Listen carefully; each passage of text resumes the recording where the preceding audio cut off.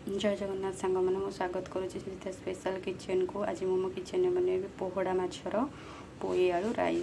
से पोई को एमती आनिकी छोट छोट पीस करी मु काटी देछि धोईकी से बैगण आलू टमाटो सारू बास एतक परिवार मु बनइबी।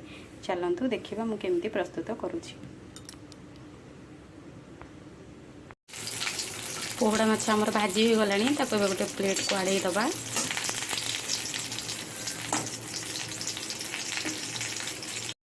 माछ को बाहर कर दे से तेल फुटण दे देकी बटा होइथिबा सोरिष जीरा रसुण अदा कंचा लंकार पेस्ट को से पकई दबा।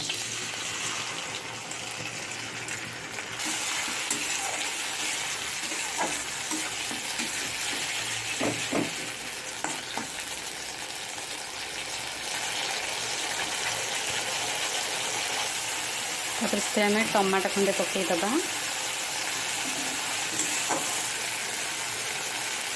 टमाटर टिके कषि हो गले से लुण हल्दी पकईबा।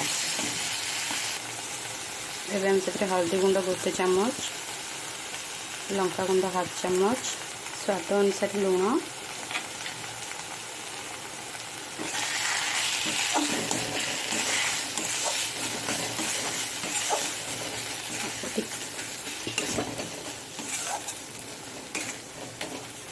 पकई सारा पर अल्प टिके पानी दे दबा मसलाटा सिझिबा पई।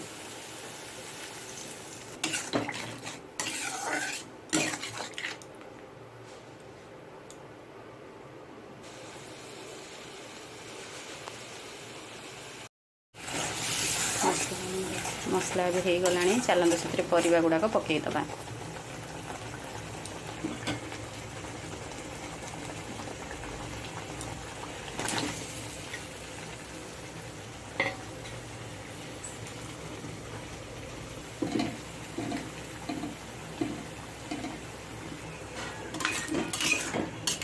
मसला आम परिवा गुड़ा ठीक से गोले देकी घोड़े दबा। परिवा गुड़ा टिके सिझी गले आम माछ पकईबा। परिवा गुड़ा आमर अधा अधी सिझी आसला। चलते से भजा होता पोहड़ा माछ को पकई दबा।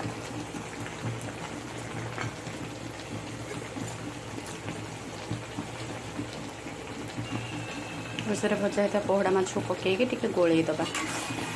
गोले दे ताकू सीम रे घोड़े दबा।